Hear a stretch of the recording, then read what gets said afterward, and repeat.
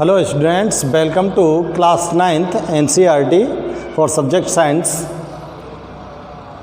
Our top chapter is going on second chapter is going on. In this chapter our topic is chemical change. आपको पता है, आपको जो substance होते हैं, जो मैटर होता है, उस मैटर के अंदर कुछ ना कुछ चेंज होता है, तभी वो कोई केमिकल रिएक्शन कर पाता है, उससे न्यू सब्सटेंस फॉर्म होते हैं। तो मैटर के अंदर किस प्रकार के चेंजेज हो सकते हैं, इसको आपको एक्सप्लेन किया गया था। मैटर के अंदर दो प्रकार के चेंजेज हो सकते हैं, फिजिकल चेंज हो सकता है और केमिकल चेंज हो सकता है।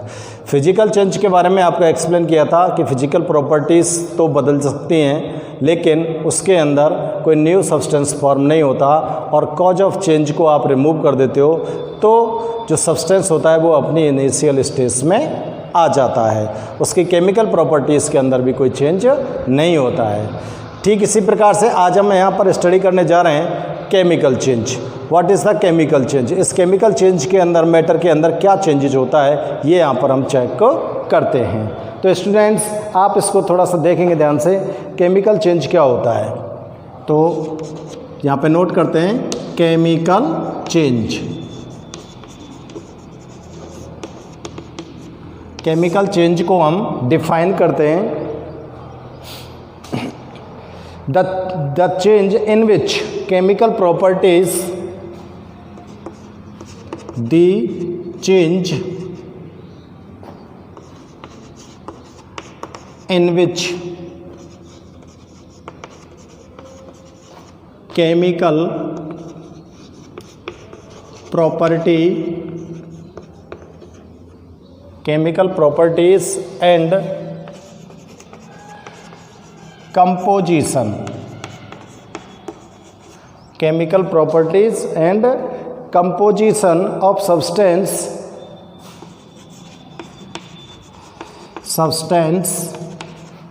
चेंजेज। केमिकल चेंज के अंदर जो सब्सटेंस होता है उसकी केमिकल प्रॉपर्टी और उसका केमिकल जो कंपोजिशन होता है वो क्या होता है, चेंज हो जाता है। And new substance is form, and new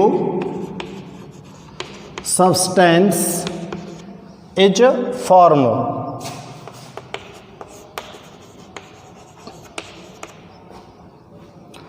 On removing cause of change, substance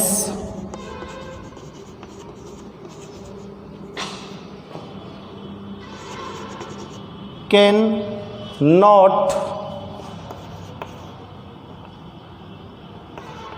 returns to initial stage। अगर कॉज ऑफ चेंज को आप हटा देते हो तो जो सब्सटेंस है उसकी इनिशियल स्टेज अगेन, वो मतलब इनिशियल स्टेज अगेन आपको ऑब्टेन नहीं होगी। This is called chemical change. इसको क्या बोलोगे आप? केमिकल चेंज बोलेंगे, ठीक है ना। फॉर एग्जाम्पल, इसके एग्जाम्पल देखते हैं।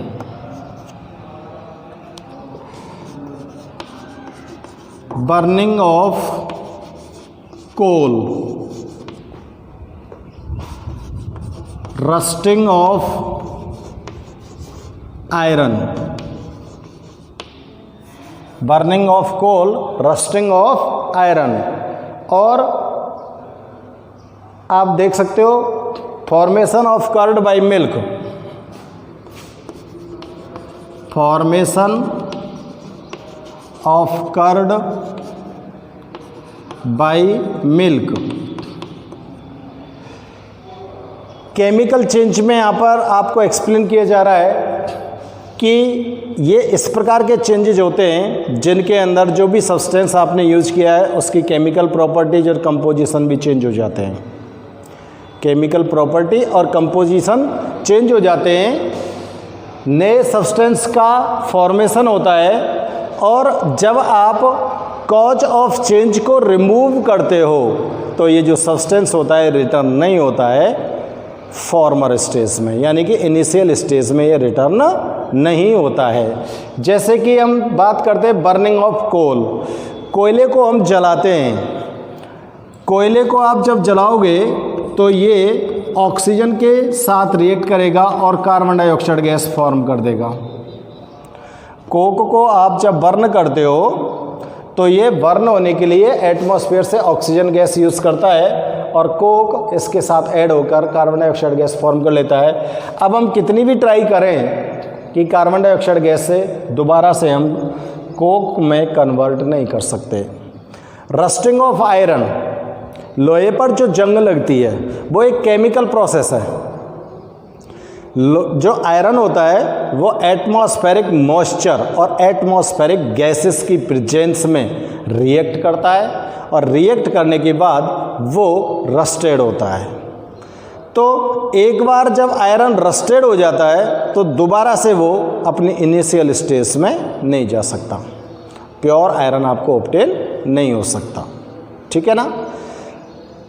Milk turns to curd, formation of curd from milk, दूध से जब दही बनाते हो तो दही का जब निर्माण हो जाता है तो उस दही से आप दोबारा से दूध नहीं प्राप्त कर सकते, क्योंकि उसके अंदर भी एक केमिकल रिएक्शन होती है। और we know very well that lactobacillus bacteria is present in milk, it convert milk into curd to secrete lactic acid. Lactic acid secrete करता है और उस लैक्टिक एसिड के कारण ये जो बैक्टीरियाज होते हैं वो मिल्क को कर्ड में कन्वर्ट कर देते हैं। स्पॉइल्टिंग ऑफ वेजिटेबल्स, और आप एग्जांपल्स बढ़ा सकते हो यहाँ पर। स्पॉइल्टिंग ऑफ वेजिटेबल्स, वेजिटेबल्स जो होती हैं, जैसे आप जो समर सीजन होता है उसमें अगर दाल बना के रख दें तो शाम तक वो उसके अंदर से एक गंदी स्मेल आने लग जाती है, वो स्पॉइल्ट हो चुकी होती है। अब स्पॉइल्ट होने के बाद आप उस दाल को प्योर दाल तो नहीं ऑब्टेन कर सकते, दोबारा से इनिशियल स्टेज में नहीं ले जा सकते, क्योंकि उसके अंदर एक रिएक्शन हो चुकी है बैक्टीरिया के द्वारा। उस रिएक्शन को बोलते हैं स्टूडेंट्स हम फर्मेंटेशन रिएक्शन। फर्मेंटेशन रिएक्शन के थ्रू उसके अंदर एसिड सीक्रेट हो जाते हैं और एसिड से उसके अंदर वो खट्टी खट्टी सी स्मेल उसमें से आने लगती है। तो ये सारे एग्जाम्पल्स आपको बताते हैं कि इन सभी के अंदर केमिकल चेंज हुआ है, जबकि फिजिकल अगर चेंज होता तो जो सब्सटेंस है वो अपनी इनिशियल स्टेज में अगेन ऑब्टेन हो जाता है। ठीक है ना। अब देखते हैं केमिकल चेंज की जो प्रॉपर्टीज है वो क्या हो सकती हैं। प्रॉपर्टीज ऑफ केमिकल चेंज, पहली प्रॉपर्टी देखते हैं इसकी। पहली property, the substance form as a result of the chemical change. The substance formed as a result of chemical change. यहाँ पर जो सब्सटेंस का फॉर्मेशन हुआ है वो केमिकल चेंज के कारण हुआ है। ठीक है ना। Is completely different, is completely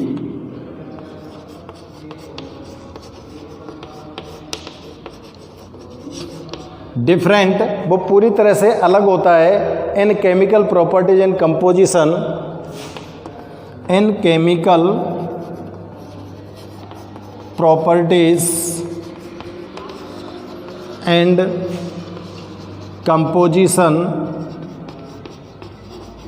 from initial substance, initial substance.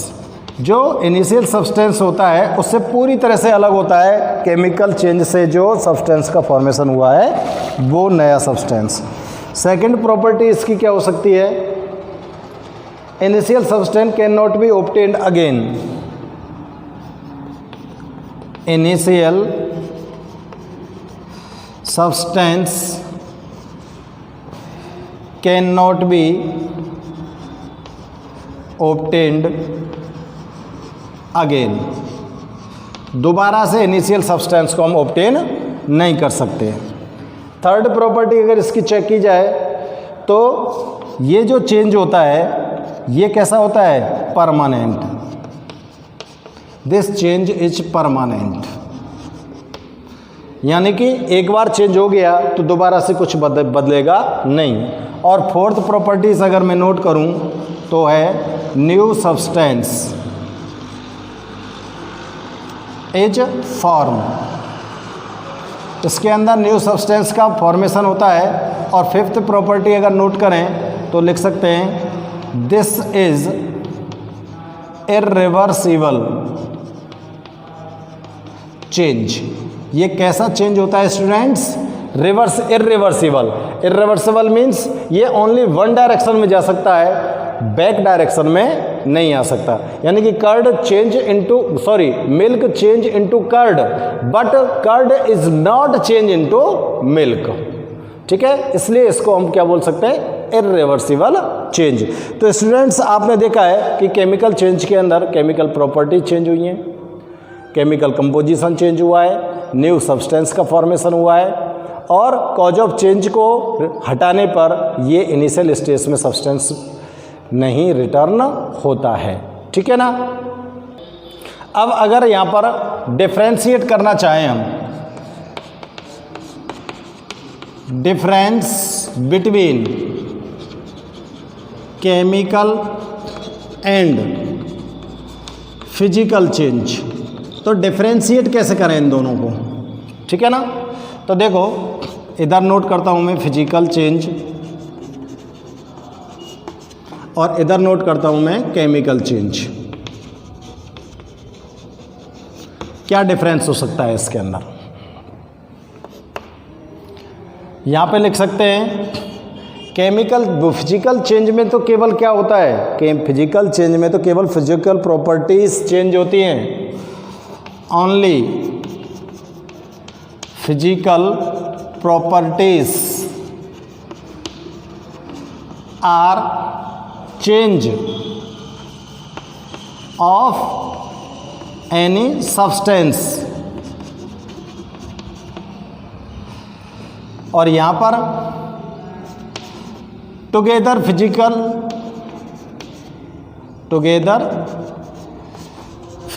Properties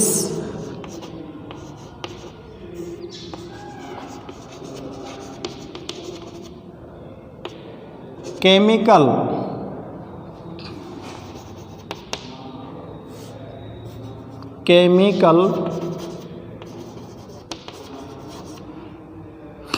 property and composition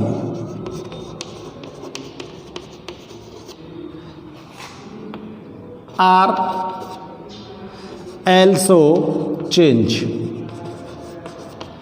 देखो फिजिकल प्रॉपर्टी तो चेंज है ही नहीं है, लेकिन साथ में और क्या केमिकल प्रॉपर्टीज और केमिकल कंपोजिशन भी क्या हो जाता है, चेंज हो जाता है। इधर लिख सकते हैं no new substance is formed. कोई नया सब्सटेंस नहीं बनता है इसमें, न्यू सब्सटेंस इज फॉर्म्ड। नया पदार्थ बनता है इसके अंदर, नया substance. On removing cause of change, on removing cause of change again initial substance is obtained.